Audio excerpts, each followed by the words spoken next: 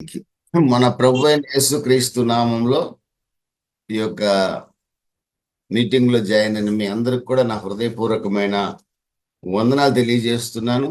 ప్రియమైన దేవుని బిడ్డలారా, చాలా సందర్భాల్లో నేను వినిన వాక్యము, అనేక మంది దైవ సేవకులు నాకు చెప్పిన వాక్యం కూడా, నేను కూడా పలు సందర్భాల్లో బోధించిన వాక్యం, క్రైస్తవుడు ధైర్యంగా ఉండాలి, నీతిమంతులు సింహం వలె ధైర్యంగా ఉంటారు, యెహోవా యందు భయభక్తులు కలిగి ఉండట బహుధైర్యం పుట్టిస్తుంది.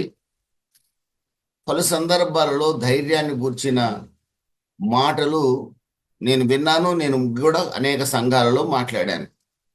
యేసు ప్రభు కూడా భయపడకండి భయపడకండి భయపడకండి అనే స్వయంగా సెలవిచ్చాడు. జలముల్లో పడి వెళ్ళినా అవి మీ మీద పొర్లి పారవన్నాడు. అగ్ని జ్వాలలు మిమ్మల్ని కాల్చజాలవని కూడా ఆయన సెలవిచ్చారు. ప్రియమైన దేవుని బిడ్డలారా, ధైర్యంగా ఉండటం చాలా మంచిది. యెహోవా యందు భయభక్తులు కలిగి ఉండుట, నీతిమంతులు సింహం వలె ధైర్యంగా ఉండాలనే మాట ఎరిగిన ఒక వ్యక్తి, గొప్ప ప్రవక్త, దేవుడు ఆయనకి స్వయంగా ఆహారాన్ని అందించిన ప్రవక్త, ఆయన మాట పలికితే 3.5 సంవత్సరాల వర్షము ఆగిపోయేటట్టు చేసిన ప్రవక్త, మరలా తిరిగి ప్రార్థించగా వర్షాన్ని కురిపించిన ప్రవక్త. అంతేకాకుండా ఒక విధవరాలి గృహానికి వెళ్ళి మరలా వర్షం పడి పంటలు పండేంత వరకు కూడా ఆమె బుడ్డిలో నూనె అయిపోకుండా, కుండలో పిండి అయిపోకుండా సమృద్ధిని కలగజేసిన ప్రవక్త. మరణించిన వారిని, ఆమె కుమారుణ్ణి లేపిన ప్రవక్త, మరణించిన ఆమె కుమారుణ్ణి బ్రతికించిన ప్రవక్త, రాజుల్ని నేరుగా ఖండించిన ప్రవక్త, పాపాన్ని నేరుగా ఖండించిన ప్రవక్త ఒక రోజున భయంకరమైన డిప్రెషన్కు లోనయ్యాడు. నేను 1 సంవత్సరం క్రితమే దీన్ని మరో కోణంలో చెప్పాను. ఏలియా మరణాన్ని కోరుకున్నాడు. ఆ దైవ సేవకుడు ఎవరో కాదు, ఏలియా మరణాన్ని కోరుకున్నాడు. అంత పెద్ద దైవ సేవకుడు మరణాన్ని కోరుకోవటం ఏంటి అని నాలో ఆయన మీద ఒక నెగిటివ్ ఫీలింగ్ కలిగింది. కానీ మరొకసారి ఆ లేఖన భాగాన్ని ధ్యానించినప్పుడు, ప్రభు నాకు బయలుపరిచిన మరికొన్ని విషయాలు నేను ధ్యానించినప్పుడు, అతనిలో ఒకవేళ తప్పే ఉంటే, అతను డిప్రెషన్లోకి వెళ్ళిపోవటం పాపమే అయితే, అతనిని ప్రభువు అగ్ని రథాల్లో తీసుకొని పరలోకానికి తీసుకెళ్లేవాడు కాదు కదా. ఆయన మరణించకుండానే సజీవంగా పరలోకం నుండి అగ్ని రథం, దగదగ మండుచున్న, భగభగ మండుచున్న అగ్ని రథం ఒకటి ఆగి, ఏలియాని సశరీరుడిగా ఆ రథాన్ని ఎక్కించుకొని సశరీరుడిగా, ఆయన శవం ఎక్కడా పడిపోలా. ఆ తర్వాత ఆయన శిష్యులు ఆయన బాడీని వెతకడానికి ప్రయత్నం చేశారు. అగ్ని రథాల్లో వెళ్ళిన బాడీ, ప్రభువే తీసుకెళ్లిన బాడీ ఇంకెక్కడ కనపడుతుంది? పరలోకానికి ట్రాన్స్ఫర్ అయిపోయింది ఆ బాడీ. ఆ ఎముకలు కానీ ఆ శరీరం కానీ ఎక్కడ దొరకదు, సమాధి కూడా ఉండదు. మోషేని ప్రభువే సమాధి చేసేయడం రాసుంది, కానీ ఏలియా సమాధి ప్రభు చేసేయడం లేదు. అసలు ఏలియా లేడు, బాడీ లేదు, ఏమీ లేదు. ప్రియమైన దేవుని బిడ్డలారా, అగ్ని రథాల్లో స్వయంగా ప్రభువు పంపించి ఏలియాను పరలోకానికి తీసుకెళ్లిన ప్రభు గురించి మనం ఆలోచించినట్లయితే, ఏలియా ఒకవేళ పాపం చేసుంటే, అసహ్యమైనది, నిషిద్ధమైనది, అబద్ధికులు, మాంత్రికులు, వ్యభిచారులు, విగ్రహారాధికులు పరలోక రాజ్యంలో స్థానం లేదు కదా. ప్రకటన గ్రంథం 21వ అధ్యాయము 6, 7, 8 వాక్యాల ప్రకారం 22వ అధ్యాయంలో కూడా రాయబడింది, అసహ్యమైనది, నిషిద్ధమైనది, కుక్కలు, మాంత్రికులు అక్కడ నివసించలేరు కదా. అలాంటి ప్రదేశానికి ఏలియా కనుక డిప్రెషన్లోకి వెళ్ళటమే పాపం అయితే, దేవుడు ఎందుకు తీసుకెళ్ళి ఉంటాడు అని ఒక ఆలోచన చేసినప్పుడు, డిప్రెషన్ ఒక క్రైస్తవుడు కొన్ని సందర్భాలలో నిరాశ నిస్పృహల్లోకి వెళ్ళిపోవడం, వేదన ఒక క్రైస్తవుని జీవితంలో కలగడం, ఒక క్రైస్తవుని జీవితంలో చింత, ఆయా పరిస్థితులను బట్టి చింత కలగటం పాపం కాదని ఒక దైవ సేవకుడిగా నేను గ్రహించగలిగాను. దాన్ని మీతో పంచుకోవాలని ఆశపడుచున్నాను. చాలా మంది చెప్పేది ఏంటంటే, అసలు క్రైస్తవుడు ఏడవచ్చా, క్రైస్తవుడు వేదన పడొచ్చా, క్రైస్తవుడు చింతించవచ్చా, క్రైస్తవుడు డిప్రెషన్లోకి వెళ్ళొచ్చా, క్రైస్తవుడు అసలు డిసప్పాయింట్ కావచ్చా? రోమిలకు రాసిన పత్రిక 8వ అధ్యాయం 28వ వాక్యం ఏం చెప్తుంది? దేవుణ్ణి ప్రేమించు వారికి సమస్తము సమకూడి మేలు కొరకే జరుగుతాయి, కానీ కీడు జరిగే అవకాశం లేదని రోమిలకు రాసిన పత్రిక స్పష్టంగా చెప్తుంది కదా. అక్కడ ఇంకొక మాట కూడా రాసింది, మన కొరకు తన ప్రియ కుమారుణ్ణి అనుగ్రహించడానికి కూడా సిద్ధపడిన దేవుడు మనకు సహాయం చేయకుండా ఉంటాడా? మన కొరకు తన ప్రియ కుమారుణ్ణే స్వయంగా బలిగా అర్పించిన దేవుడు మనకు సహాయం చేయకుండా ఉంటాడా? తప్పనిసరిగా చేస్తాడు. మీ హృదయాలు కలవరని పడనీయొద్దు, ప్రభువే స్వయంగా చెప్పాడు. ఇన్ని వాక్యాలు ఉన్నప్పుడు క్రైస్తవుడు ఎందుకు ఏడవాలి? క్రైస్తవుడు ఎందుకు డిసప్పాయింట్ కావాలి? క్రైస్తవుడు ఎందుకు నిరాశ నిస్పృహలకు గురి కావాలని ప్రశ్నించేవారు ఉన్నారు. నాకు నేను సర్ది చెప్పుకున్న సందర్భాలు కూడా ఉన్నాయి. అవును, నేను వేదన చెందకూడదు కదా అని. నేను వేదన చెందుతున్నానని నా పిల్లలకు కనపడకుండా చేసుకోవాలనుకుంటా. నేను మీకైతే అసలు కనపడటానికి ప్రయత్నమే చేయను. ప్రియమైన దేవుని బిడ్డలరా, కానీ ఏమి చెప్పినా, ఏది చెప్పినా, ఎంత భక్తుడికైనా, ఎవరికైనా సరే జీవితంలో డిప్రెషన్ అనేది రాక తప్పదు, చింత రాక తప్పదు, వేదన రాక తప్పదు, బాధ రాక తప్పదు, డిసప్పాయింట్మెంట్ అనేది క్రైస్తవ జీవితంలో ఉండక తప్పదు. అంత మాత్రాన అది పాపం కాదని ఈ రోజున ఒక స్పష్టతను మీకు ఇవ్వాలని ఆశపడుతున్నాను. అదే కనుక పాపం అయితే ఏలియా అంతగా డిప్రెస్ అయిన వాడు ప్రపంచంలో మరొకడు లేడు. రాజుల మొదటి గ్రంథం 19వ అధ్యాయంలో చూస్తే 1వ వాక్యం నేను చదువుతాను. ఏలియా చేసినదంతయు, అతడు ఖడ్గము చేత ప్రవక్తలందరినీ చంపించిన సంగతియును ఆహాబు యెజెబెలునకు తెలియజెప్పగా, యెజెబెలు ఒక దూత చేత ఏలియాకి వర్తమానం పంపించెను. రేపు ఈ వేళకు నేను నీ ప్రాణమును వారిలో ఒకని ప్రాణం వలె చేయనేడల దేవుడు నాకు గొప్ప అపాయము కలుగజేయునుగాక.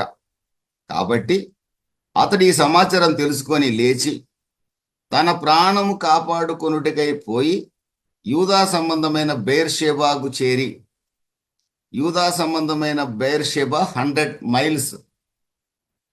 మైల్స్ ఆయన ప్రయాణం చేశాడు. అక్కడికి రావడానికి 100 మైళ్ళు ప్రయాణం చేసి బెయేర్షెబాకు చేరి, ఆహారం లేదు, ప్రయాణం చేస్తూనే ఉన్నాడు. అచ్చట ఉండమని తన దాసునితో చెప్పి తాను ఒక దిన ప్రయాణం అరణ్యంలోకి పోయి ఒక బదీ వృక్షం కింద కూర్చుండి మరణాపేక్ష గలవాడై మరొక దిన ప్రయాణం అంటే మరలా 15 మైళ్ళు ప్రయాణం చేశాడు. 115 మైల్స్ ప్రయాణం చేశాడు. అతడు ఆహాబు ఉన్న ఆ పట్టణం నుండి 115 మైల్స్ ప్రయాణం చేసి ఒక బదరీ వృక్షం కింద కూర్చొని మరణాపేక్ష గలవాడై యెహోవా, నా పితరుల కంటే నేను ఎక్కువ వాడను కాను, ఇంత మట్టుకు చాలును, నా ప్రాణము తీసుకొనుమని ప్రార్థన చేసెను. Let me die, take my life. ప్రియమైన దేవుని బిడ్డలారా, అద్భుతాలు ఆశ్చర్యకార్యాలు చేసిన దైవ సేవకుడు, miracle working servant of God, అంత గొప్ప దైవ సేవకుడు. అద్భుతాలు చేయటం మాత్రమే కాదు, వాక్యాన్ని ఉన్నట్లుగా ఇర్మియా వలె ప్రకటించిన దైవ సేవకుడు. అటువంటి దైవ సేవకుడు డిప్రెషన్ లోనై డిసప్పాయింట్ అయి నా ప్రాణాన్ని తీసేసుకో, ఇంక చాలు, నేను బ్రతకటం వేస్ట్ అంటున్నాడండి. ప్రియమైన దేవుని బిడ్డలారా, ఇంత గొప్ప దైవజనుడికి ఈ స్థితి కలిగిందంటే ఇక మీ సంగతి నా సంగతి ఏంటి?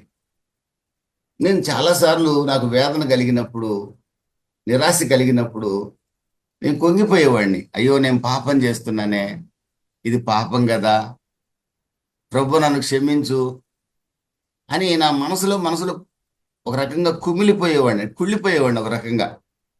నిరాశ, క్రైస్తవుడు నిరాశ కలగటం పాపం అని నేను విన్నా, దాన్ని నేను నమ్మా, దాన్ని నేను ఒకటి రెండు చోట్ల బోధించాను కూడా. మీరు నిరాశలో ఉన్నారంటే, కంటిన్యూ అయ్యారంటే జాగ్రత్త, అది ఘోర పాపం, నువ్వు నరకానికి వెళ్తావని కూడా చెప్పున్నా నేను.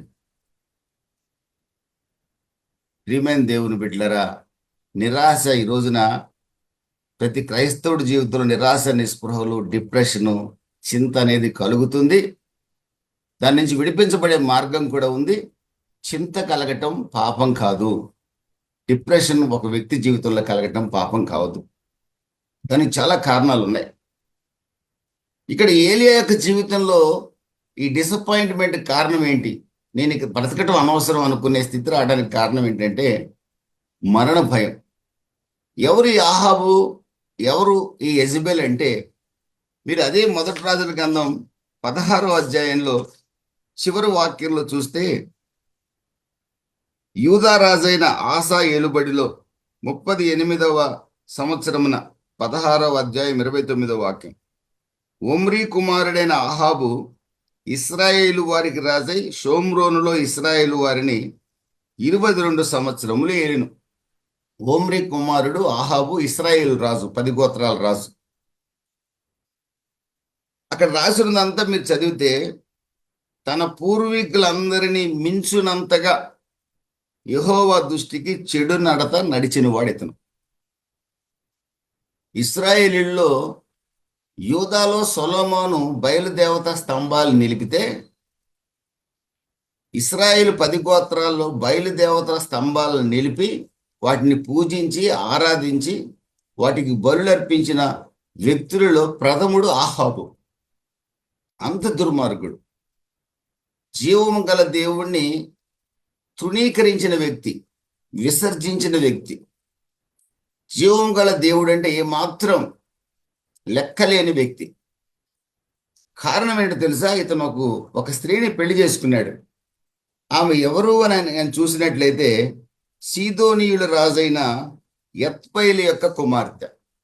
ఈమె తండ్రి, ఈమె పేరు యెజబెలు, మహాదారుణమైన పేరు అది. ఈమె తండ్రి ఎత్బయలు. ఎవరైతే సీదోను రాజు. సీదోనీయులు అస్తారోతు దేవతల్ని పూజిస్తారు, బయలుదేవతని పూజిస్తారు.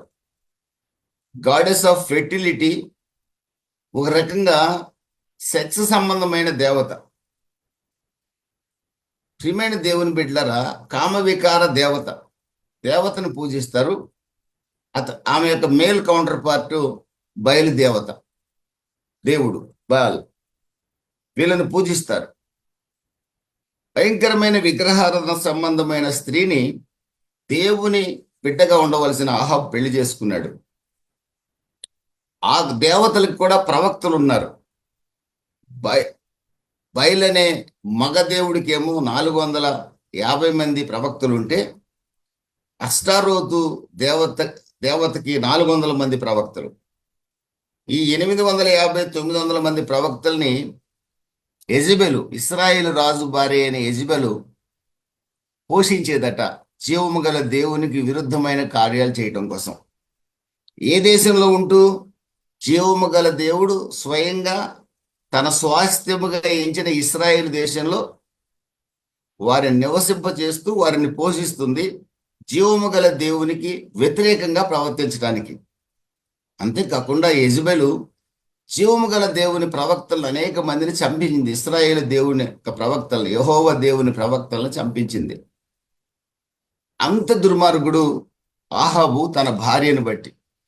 సొలొమోను తన భార్యల నడత చొప్పున నడిచి భ్రష్టుడైపోయాడు. దేవునికి దూరం అయిపోయి ఇప్పుడు నిత్య నరకాగ్నిలో కాలుతున్నాడు. ఆహాబు కూడా అదే దుస్థితి. ఇశ్రాయేలు ప్రాంతంలో ఆహాబు దుస్థితి కూడా, ఇతనికి యెజెబెల్ ఒక్కటే భార్య.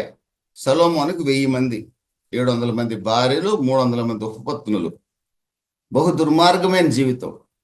మహాజ్ఞాని, దేవుడిచ్చిన జ్ఞానాన్ని పొందాడు, దేవుడిచ్చిన ఐశ్వర్యాన్ని పొందాడు, దేవుడిచ్చిన సంపదని పొందాడు, దేవుని గుండెల మీదే తన్నాడు. ఈ రోజున నేను దేవుని సృష్టి. తల్లి గర్భంలో పిండంగా మిమ్మల్ని నన్ను రూపొందించింది దేవుడు. ఆ దేవుణ్ణి నమ్మామని చెప్పి ఆయన గుండెల మీద తన్నే దుర్మార్గులు ఉన్నారు. నమ్మని వారు బయట చాలా మంది ఉన్నారు. నమ్మని వారు ఇంకా చాలా మంది ఉన్నారు. ఆయన రోజు ఆయన గాయపరుస్తూనే ఉన్నారు. నమ్మి ఆయన గాయపరిచే వారు ఎక్కువ మంది ఉన్నారు. ఇది చాలా బాధ కలిగింది. మన ఇంట్లో నమ్మకంగా ఉన్నోడే మనకు వెన్నుపోటు పొడిస్తే ఎంత బాధేస్తుంది. జీవముగల యేసు ప్రభువుని నమ్ముకొని ఆయన ఆజ్ఞను ధిక్కరిస్తూ బతుకుతుంటే ఆయనకు మరింత బాధ. ఇంత గొప్ప రక్షణ కాపాడుకోకపోతే భయంకరమైన శిక్ష. హెబ్రీ 2లో రాయబడింది అదే. దాన్ని చాలామంది పాస్టర్లు సౌమ్యంగా మసిపూసి మారేడుగాయ చేసి దాన్ని కప్పాలని చూస్తారు. కానీ డైరెక్ట్గా చెప్పాలంటే ఇంత గొప్ప రక్షణ నిర్లక్ష్యం చేస్తే దేవుని ఉగ్రత రక్షింపబడిన వాడి ఇంటి దగ్గరే ప్రారంభమవుతుంది. అన్యుడి ఇంటి దగ్గర ప్రారంభం కాదు. రక్షింపబడిన వాడి ఇంటి దగ్గరే ఫస్ట్ ప్రారంభమవుతుంది. భయంకరమైన శాపం రక్షణ పొంది వెనుదిరగటం అనేది. రక్షణ పొంది అవిధేయతతో బతకటం అనేది భయంకరమైన శాపం. ఇశ్రాయేలు రాజయ్యుండి ఇశ్రాయేలు దేవుని యొక్క సింహాసనం మీద కూర్చొని బయలుదేవతల్ని తన భార్య పోషిస్తుండగా బయలుదేవత ప్రవక్తల్ని అతడు సంతోషిస్తూ ఉన్నాడు. యెహోవాకి కోపం పుట్టించిందని కూడా రాయబడింది. 34వ వాక్యంలో చూస్తే 16:34లో ఇశ్రాయేలు రాజులందరికంటే ఎక్కువగా పాపము చేసి ఆహాబు ఇశ్రాయేలు దేవుడని యెహోవాకు కోపం పుట్టించెను. యెహోవా కోపం పుట్టించాడు. ఎరికో పట్టణాన్ని యెహోషువ నాశనం చేశాక దాన్ని కడితే శాపగ్రస్తుడు ఎవడైనా కట్టాడంటే వాడి కుమారుడు చచ్చిపోతాడని చెప్పి దేవుడు ప్రవచనం చెప్తే శాపగ్రస్తమైన ఎరికో పట్టణాన్ని ఆహాబు కట్టించడానికి ప్రయత్నం చేశాడు. ఆహాబు కట్టించాడు కూడా. అప్పుడు అతని కుమారుడు చనిపోయినట్టుగా కూడా మనం చూడొచ్చు. కంప్లీట్గా దేవునికి విరోధిగా మారిపోయాడు. అందుకనే 17వ అధ్యాయంలో ఏలియా ప్రవక్తను పంపించి ఇక మీదట కొన్ని సంవత్సరాల వరకు ఈ దేశంలో వర్షం పడదు అని ఏలియా ప్రవక్త ఆహాబుని డైరెక్ట్గా ఫేస్ చేస్తూ, రాజు నన్ను ఏం చేస్తాడని ఏమాత్రం భయం లేకుండా డైరెక్ట్గా చెప్పాడు. ధైర్యంగా యెహోవా యందు భయభక్తులు కలిగి ఉన్నట బహుధైర్యం అన్నారే, ఇక్కడ అది అక్కడ వర్తిస్తుంది.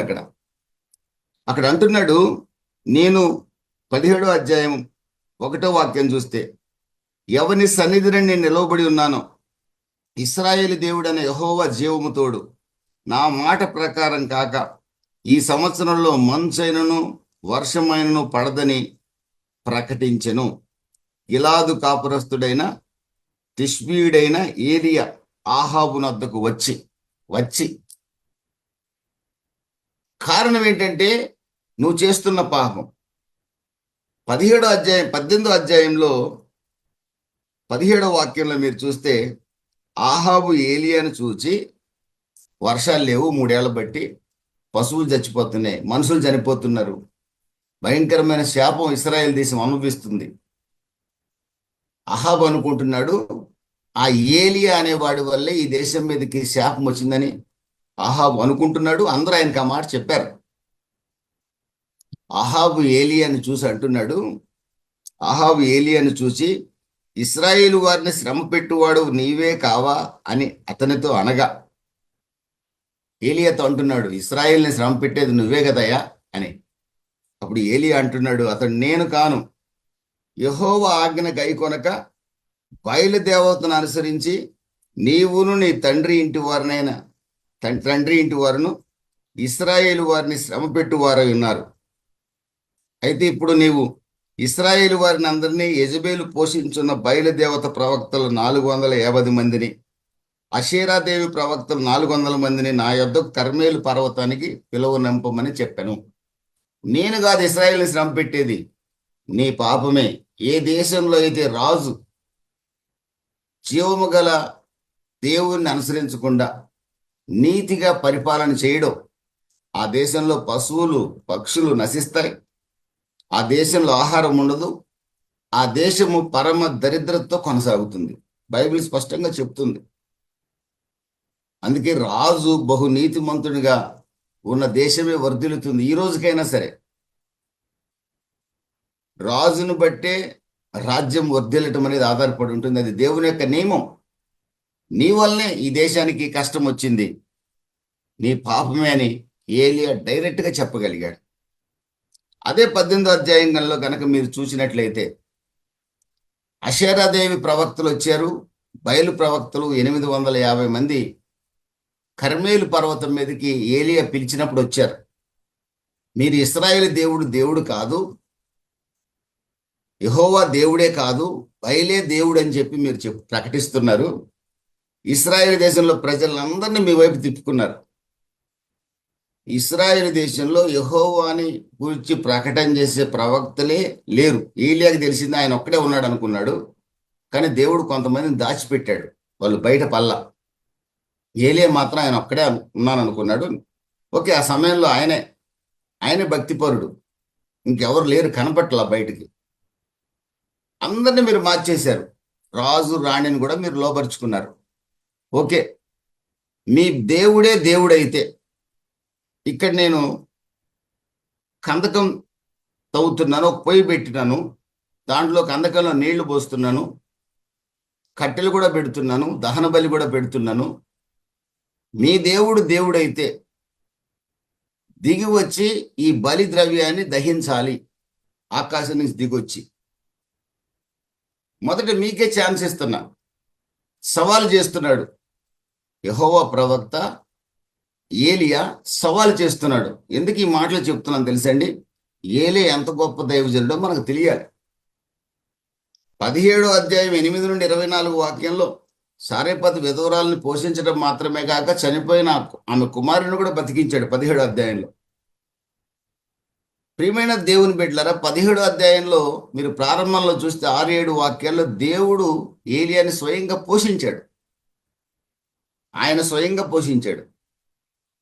ఆయనే కాకోలముల చేత ఆహారాన్ని పంపించి పోషించాడు. అంత గొప్ప ఘనుడు ఏలియా. ప్రియమైన దేవుని బిడ్డలారా, సవాలు చేసినప్పుడు బయలుదేవత ప్రవక్తలు కొట్టుకున్నారు, ఎగిరారు, డ్యాన్సులు వేశారు, డప్పులు కొట్టారు. మన ఖమ్మం జిల్లాలో, మన కృష్ణా జిల్లాలో వీళ్ళు వస్తారు, మన కొరడాలు తీసుకొని ఒళ్ళంతా కొట్టుకుంటారు.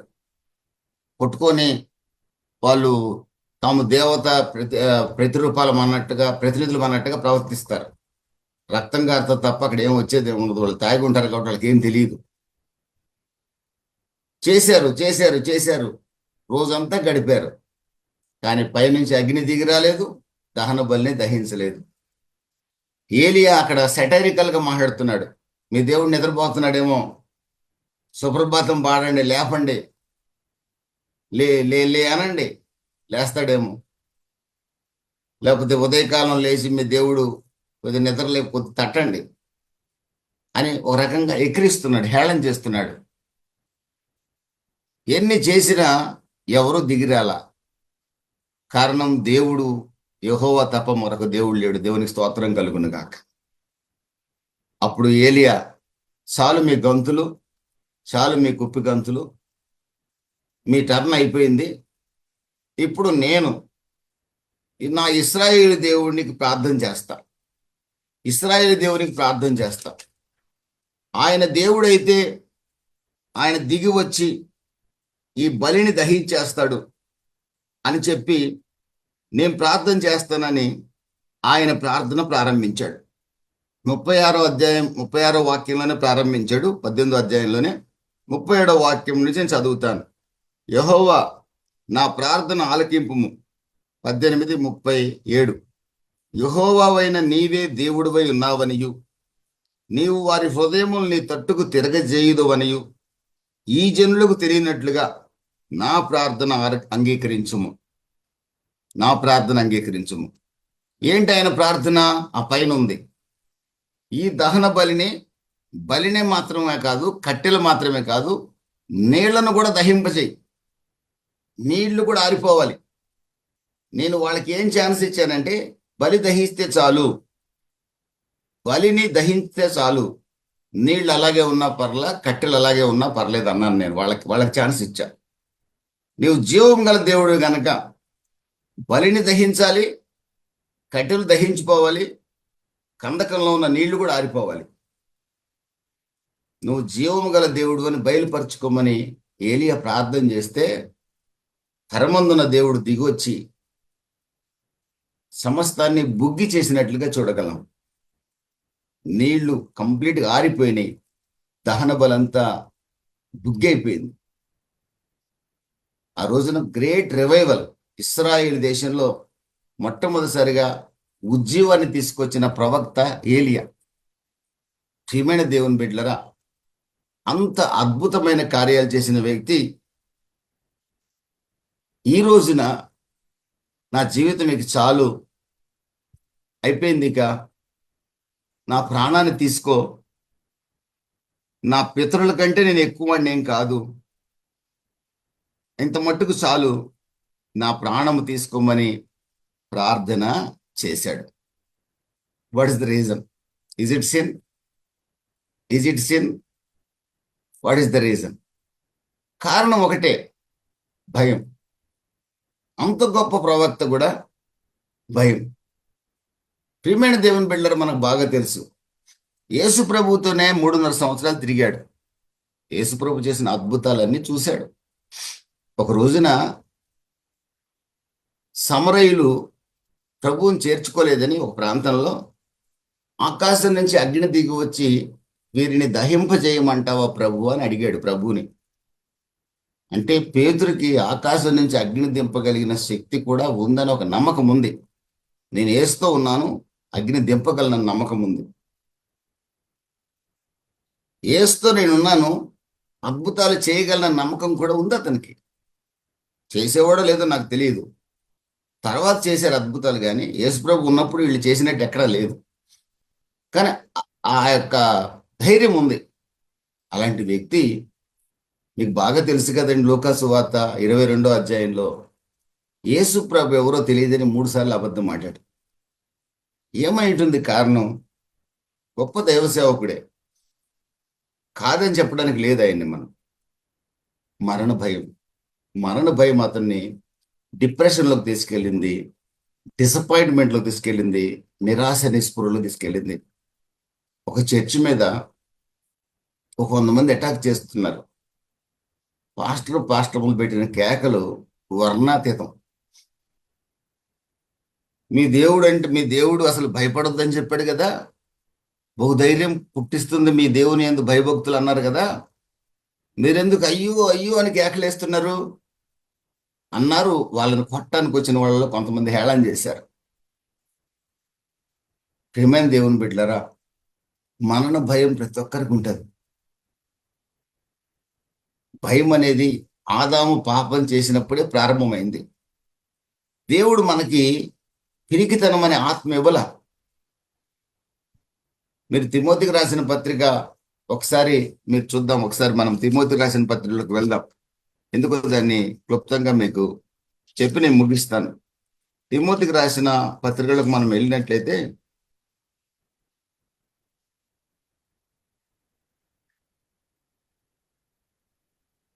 1వ అధ్యాయం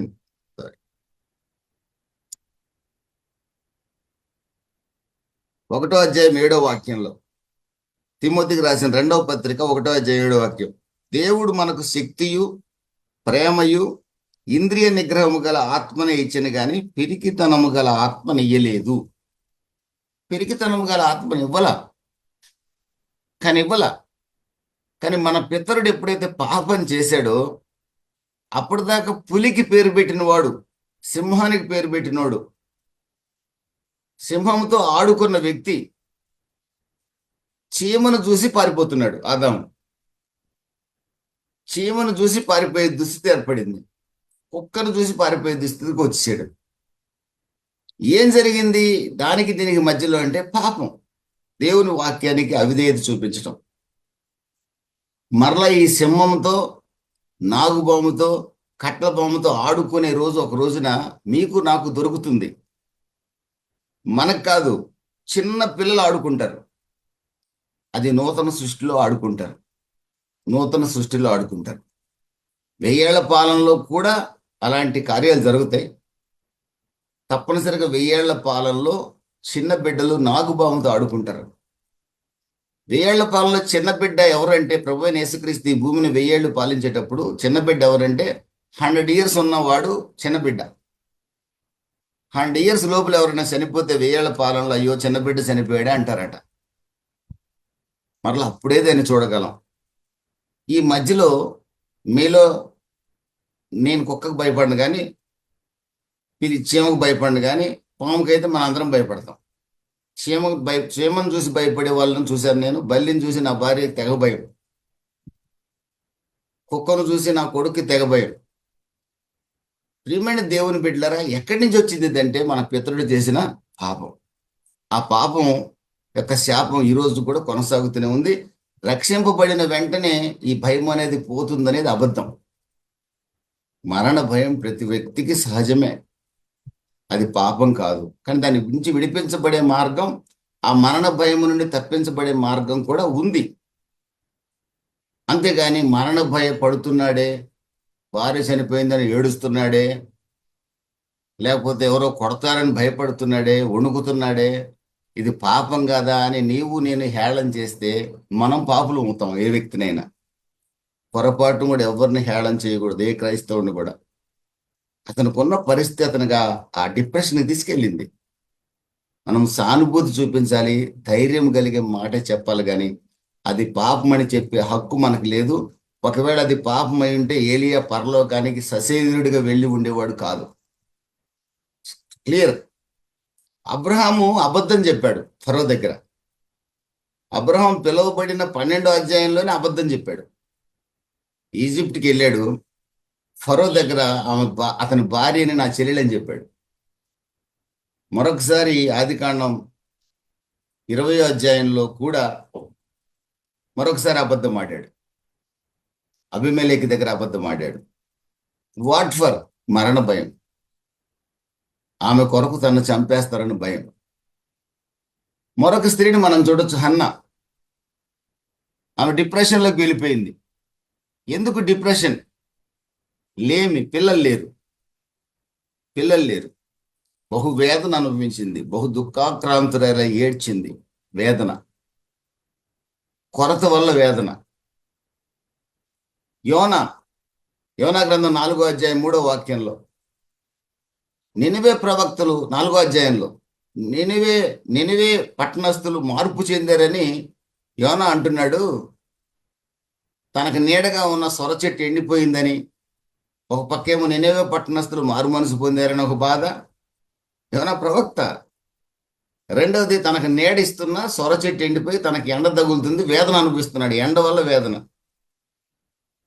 ఎండ వేదన అనుభవించలేకే నన్ను చంపే ప్రభు అంటున్నాడు. అంటే కష్టం కలిగిన వెంటనే ఒక బాధ ప్రవక్తలో కూడా వచ్చింది. వీళ్ళు ఎవరిని దేవుడు నరకానికి పంపించలా. కీర్తనాకారుడు 13వ కీర్తనలో అంటాడు, ఎంతవరకు నన్ను విడిచిపెడతావు నువ్వు? ఎంతవరకు నన్ను విడిచిపెడతావు? ఎంతకాలం నాకు సహాయం చేయకుండా ఉంటావు? నేను ఎంతకాలం నీ కొరకు ఎదురు చూడాలంటున్నాడు కీర్తనకారుడు. పౌలు గారు మనం చాలా గొప్ప ప్రవక్తగా భావిస్తాం కదా. ఆయన అంటాడు, రోమీలకు రాసిన పత్రిక 10-11 అధ్యాయాలు మీరు చూస్తే, నాకు బహువేదన కలుగుతుంది అంటాడు. ఎందుకయ్యా నీకు బహువేదన అంటే, నా సహోదరులైన ఇశ్రాయేలీలు మారు మనసు పొందలేదని నాకు వేదనగా ఉందంటాడు. ఈయన బాధ ఏంటో తెలుసండి? ఈయన డిప్రెషను, ఈయన డిసప్పాయింట్మెంటు, ఈయన నిరాశ, ఈయన నిస్పృహ ఏంటో తెలుసా? తన సహోదరులైన ఇశ్రాయేలీలు మారు మనసు పొందకుండా నరకానికి వెళ్తున్నారే అని బాధ. మీకు కూడా ఉండొచ్చు, మీ కుటుంబ సభ్యులు రక్షణ పొందలేదని మీకు కూడా వేదన ఉంటుంది. ఒకవేళ ఏలియాది కనుక పాపం అయితే అది కూడా పాపమే, మీది కూడా పాపమే. ఏలియాదే పాపం అయితే ఎవరైనా మీ మీద అటాక్ చేయడానికి వచ్చినప్పుడు మీరు క్రైస్తవుడైనందుకు మీరు భయపడితే అది కూడా పాపం అవుతుంది. ఏది పాపం కాదండి. ఇవన్నీ ఆయా సందర్భాల్లో ప్రతి క్రైస్తవుడి జీవితంలో కూడా జరుగుతాయి. బహు వేదన పడ్డాడు ఇశ్రాయేలు మారలేదని. 2 కొరింథీ 1:8 అంటాడు ఆయన, మేము భయంకరమైన డిసప్పాయింట్మెంట్లో ఉన్నాం, డిస్పైర్డ్ లైఫ్ గడుపుతున్నాం. మేము వేదనతో అనేక దినములు అన్నపానాలు లేక జాగరణాలతో వేదనతో దుఃఖంతో ఉన్నామంటున్నాడు పౌలు గారు. సహజం. యోబు మీకు బాగా తెలుసు, 3:11 బై సిక్నెస్ అతను అంటున్నాడు, నేను పిండముగా పడిపోయి ఉంటే బాగుండేది అంటున్నాడు. ప్రియమైన దేవుని బిడ్డలారా, ఏలియా యొక్క జీవితంలో అతడు ఎమోషనల్గా అతడు నిరాశ నిస్పృహలకు లోనయ్యాడు. కానీ అది దేవుని బిడ్డ, దేవుడు మనకి ఇవ్వలే దాన్ని. కరెక్టే, భయం అనేది మంచిది కాదు వాక్య ప్రకారంగా. పిరికితనం మన ఆత్మ దేవుడు ఇవ్వల, కానీ వస్తుంది కొన్ని సందర్భాల్లో. The fear of God is good, కానీ దేని గురించి భయపడటం అనేది మంచిది కాదు, కానీ అది పాపం కాదు. తప్పకుండా మన జీవితాల్లో ఏదో సందర్భంలో జరుగుతుంది. నేను కమ్యూనిస్ట్గా ఉన్నప్పుడు కూడా నన్ను చంపుతారని చాలా సందర్భాల్లో భయపడ్డా. యేసుప్రభు నమ్ముకున్న తర్వాత కూడా స్టేజ్ దిగరని ఎంత తెలుస్తామన్నప్పుడు కూడా నా శరీరంలో ఒక రకమైన భయకంపనలు వచ్చాయి. నేను భయపడలేదని చెప్తే అబద్ధికుడిని అవుతాను. వస్తాయి. ఎమోషనల్గా హిట్ అవుతాం మనం. ఏలియా ఎమోషనల్గా దెబ్బతిన్నాడు, అక్కడ స్పిరిచువల్గా కూడా దెబ్బతిన్నాడు. ఏలియాకి తెలుసు, ఆపత్కాలంలో నమ్ముకొనదగిన సహాయకుడు యెహోవా దేవుడని. 46వ కీర్తన 1వ వాక్యం ప్రకారంగా ఆపత్కాలంలో నమ్ముకొనదగిన సహాయకుడు దేవుడని తెలుసు. 18వ అధ్యాయం 2వ వాక్యంలో దేవుడే తనకు ఆశ్రయము దుర్గమై ఉన్నాడని కూడా తెలుసు. కీర్తనల గ్రంథంలో కీర్తనలు ఏలియాకి తెలియవా? తెలుసు. ప్రియమైన దేవుని బిడ్డలారా, ఎంత తెలిసినా, ఎంత వాక్యం తెలిసిన పండితులైన భయం.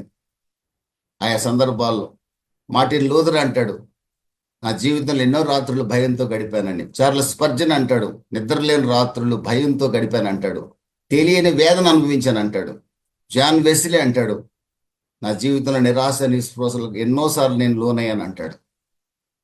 ఈ నిరాశ నిస్పృహల నుంచి విడిపించడానికి ప్రభు మార్గం చూపిస్తున్నాడు. ఆత్మచేత నింపబట్టం ఒకటే మార్గం. పేతురు పిరికితనంతో 3 సార్లు అబద్ధం ఆడాడు. కానీ అపోస్తల కార్యాలు 4వ అధ్యాయం 20వ వాక్యంలో అంటాడు, నేను మనుషుల మాట వినవలన దేవుని మాట వినవలన, నేను దేవుని మాటే వింటా, మనుషుల మాట వినను, మీ మాట వినను. నేను దేవుని కొరకు ప్రాణాన్ని ఇవ్వటానికి కూడా సిద్ధంగా ఉన్నాను అంటున్నాడు. ఏం జరిగింది? ఎంత ఆత్మతో నింపబడితే అంత ధైర్యం కలుగుతుంది. ఏలియా ఆత్మతో నింపబడలేదా? పడ్డాడు, కానీ ఆ సమయంలో పిరికితనం. ఇదే పేతురు గలతీ 2:7 యాకోబు దగ్గర నుంచి కొందరు మనుషులు వస్తే అన్ని జనులతో భోజనం చేసేవాడు, అలా వెనక్కి వెళ్ళిపోయాడు. క్రైస్తవుని జీవితంలో డిసప్పాయింట్మెంట్ సహజమే. కానీ ప్రియమైన దేవుని బిడ్డలారా, ఎప్పుడు ఆత్మతో నింపబడిన అనుభవంలో కొనసాగాలి. యేసు ప్రభు కూడా సేవ చేసే రోజుల్లో ఈ భూమి మీద మార్కు సువార్త 1వ అధ్యాయం 35, 36, 37 వాక్యాలు మీరు చూస్తే ఒంటరి ప్రదేశానికి వెళ్ళి ప్రార్థన చేసేవాడు ఏకాంతంగా. ఆ ప్రార్థన మనకు ఆత్మీయ బలాన్ని ఇస్తుంది, సాతాను అటాక్ నుంచి కాపాడుతుంది. దేవరాత్రములు దేవుని వాక్యాన్ని ధ్యానించడం అనేది ప్రియమైన దేవుని బిడ్డలారా డిప్రెషన్కి, డిసప్పాయింట్మెంట్ నుంచి విడుదలకు మార్గాన్ని చూపిస్తుంది. కీర్తనల గ్రంథం 1వ అధ్యాయం మీకు బాగా తెలుసు. దేవరాత్రములు వాక్యాన్ని ధ్యానించగలిగితే ఈ డిప్రెషన్ నుంచి, డిస్పైర్ నుంచి మనం దూరం కాగలుగుతాం. సమ్ టైమ్స్ సాతాన్ ఎఫెక్ట్ కూడా ఉంటుంది. అందుకనే ఎఫ్ఎస్సి 6:10 పౌలు గారు అంటాడు, దేవుని వాక్యాన్ని ఎప్పుడు గట్టిగా పట్టుకోండి, అపవాదిని ఎదిరించడానికి శక్తిమంతులు కండి. Resist the devil. సైతాన్ గాడు ఎప్పుడు ప్రాణం తీసుకోవడానికే చూస్తాడు. కానీ యోహాను సువార్త 10వ అధ్యాయంలో యేసుప్రభు అంటాడు, నేను జీవం ఇవ్వటానికి వచ్చానంటాడు. వాడు ప్రాణం తీస్తానంటాడు, యేసుప్రభు జీవం ఇచ్చేవాడిని అంటున్నాడు. ఎంత తేడా చూడండి. సాతాను గాడు రోరింగ్ లైన్ వల్ల తిరుగుతున్నాడు. వాడు ఈ యొక్క భూమి వాడికి బ్యాటిల్ ఫీల్డ్, యుద్ధరంగం. ఎవరిని మింగుతుందని చూస్తున్నాడు. అందుకే యాకోబు భక్తుడు అంటున్నాడు, అపవాదిని ఎదిరించండి అంటున్నాడు. చాలా మంది కొన్ని సందర్భాల్లో పాస్టర్లు ఓవర్ స్పిరిచువల్గా వెళ్ళి, ఎవడైనా ఒక వ్యక్తి శరీర బలహీనతను బట్టి డిప్రెషన్కి వెళ్తే కూడా, నీకు సాతాన్ అటాక్ ఇది, 7 వారాలు ఉపవాస ప్రార్థన చేసి తగ్గిపోద్ది, 7 వారాలు మీ ఇంట్లో ప్రార్థన పెట్టి నాకు చికెన్ పెడితే తగ్గిపోద్ది అని చెప్పే పాస్టర్లు కూడా ఉన్నారు, నేను చూసా. మళ్ళీ కానుక అమౌంట్ కూడా చెప్పేవాళ్ళు ఉన్నారు. వాడి శరీరంలో మెదడులో ఏదో ప్రాబ్లం, వాడికి మెదడులో ప్రాబ్లం వస్తే సాతాన్ అటాక్ ఏంటది? మెదడులో ప్రాబ్లం వచ్చినవాడు న్యూరాలజిస్ట్ దగ్గరకు, సైకియాట్రిస్ట్ దగ్గరికి వెళ్ళాలి. వాడిని చర్చికి తీసుకొచ్చి చర్చిలో 7 వారాలు పడుకోబెట్టమన్నారంట. పడుకోబెట్టాడు, చచ్చిపోయాడు. కేసు పెట్టారు. సాతాన్ అటాక్ ఏంటో తెలియదా? ఫిజికల్ ఎయిల్మెంట్ ఏంటో తెలియదా? ఓవర్ స్పిరిచువల్ అంటే మూర్ఖత్వం. ఆ విశ్వాసికి బుద్ధి లేదు, ఆ సేవకుడికి బుద్ధి లేదు. మోకాలు నొప్పి, ఏదో ప్రాబ్లం వచ్చింది, మోకాలను సైతాన్ని పట్టిందా? దుర్మార్గం, డబ్బు సంపాదించుకునే మార్గం. అవసరమైనప్పుడు ఈ డిప్రెషన్, డిస్పైర్, డిస్కరేజ్మెంట్, డిసప్పాయింట్మెంట్ ఉన్నప్పుడు కొన్ని సందర్భాల్లో ఫిజికల్ ఎయిల్మెంట్స్ వల్ల కూడా జరుగుతుంది. ఒక రకంగా ఏలియా ఆహారం లేక వీక్ అయిపోయాడు. 150 మైల్స్ ప్రయాణం చేశాడు. అది కూడా అతనిలో ఒక నిరాశ కలిగించి ఉండొచ్చు. దేవుడు ఏం చేశాడు? దేవదూతలతో ఆహారాన్ని పంపించి బలం ఇచ్చాడు. దేవుని స్తోత్రం కలుగును గాక. ప్రియమైన దేవుని బిడ్డలారా, కొన్ని సందర్భాల్లో వైద్యుల్ని సంప్రదించడం ద్వారా కూడా మనం ఆ డిప్రెషన్కి దూరం కావచ్చు. అన్ని సాతాన్ అటాక్స్ అని నేను చెప్పను. అల్టిమేట్గా యెషయా గ్రంథం 26:3 ప్రకారం యెహోవా మీద ఆధారపడితే పూర్ణ శాంతిని ఆయన కలగజేస్తాడు. ఆయన మీద ఆధారపడటం, ఆయన వాక్యం మీద ఆధారపడటం, వాక్యాన్ని ఖడ్గంగా ధరించుకోవటం మాత్రం మర్చిపోకూడదు. ఒక విశ్వాసి, ఒక సేవకుడి లక్షణాలు కలిగి ఉండాలి. At the same time we need friends. పరిశుద్ధులైన స్నేహితులు మనకు కావాలి. నాకు ఉన్నారు స్నేహితులు. ఎక్కడ పోయి కూర్చున్నా వాడు తెగ సంపాదించేశాడు, వీడు తెగ సంపాదించేశాడు, వాడు నా ముందు అడుక్కునేవాడయ్యా, ఇప్పుడు 1 కోటి రూపాయలు ఇల్లు కట్టాడు. ఏంటి మాటలు? ఇలాంటి గుంపుతో సహవాసం వ్యర్థం. ఎలాంటి గుంపుతో సహవాసం ఉండాలి తెలుసండి? మన శ్రమలో ధైర్యపరిచే వారితో. వాల్మాత్యుకు బాగలేదంటే, అన్న ఏం కాదు, దేవుడు నీకు తోడుకున్నాడని ధైర్యం చెప్పే వాళ్ళతో. అందుకే హెబ్రీ 10:24-25 అంటాడు, సహవాసంగా కూడుకొనటం మానకండి. ఈ సహవాసం ఎవరితో తెలుసా? దొంగలతో కాదు. ఈ సహవాసం డబ్బు సంపాదించే క్రైస్తవులతో కాదు. ఈ సహవాసం దొంగ సేవకులతో కాదు. ఈ సహవాసం రోషం కలిగిన సేవకులతో ఉండాలి. అత్యాశ కలిగిన వాళ్ళతో, అసూయ కలిగిన వాళ్ళతో. నేను ఒక చోటికి వెళ్తా, నాకు కొత్త టీషర్ట్లు ఒక 5 ఉన్నాయి, వేసుకోవాలంటే భయం. ఆ టీషర్ట్ చూసాడంటే ఒక ఆయన, వా భలే ఉందే, భలే ఉందే అంటాడు. అంతే, ఒకటే అదొక రకమైన చూపు, జలస్ ఫీలింగ్. నేను అందుకే మ్యాక్సిమం కొంతమంది ఎదురుగా పోను. మ్యాక్సిమం అదేదో అని కాదు, ఉద్దేశం కాదు. క్రైస్తవుల్లోనే ఈ ఫీలింగ్స్. ప్రియమైన దేవుని బిడ్డలారా, భయంకరమైన దుస్థితి ఈ రోజున క్రైస్తవ సమాజంలో ఉందండి. Jealous feeling. వాళ్ళ సంఘం బాగుంది, మా సంఘం బాగలేదు, అదొక రకమైన బాధ, వేదన. దీనికి ఎవడు మందు లేదు. దీనికి ఒకటే మందు, సంతృప్తి కలిగి ఉండటం మాత్రమే. ఏలియా డిసప్పాయింట్మెంట్ పాపం కాదండి. ఏలియాకి తెలుసు దేవుడు సహాయకుడని.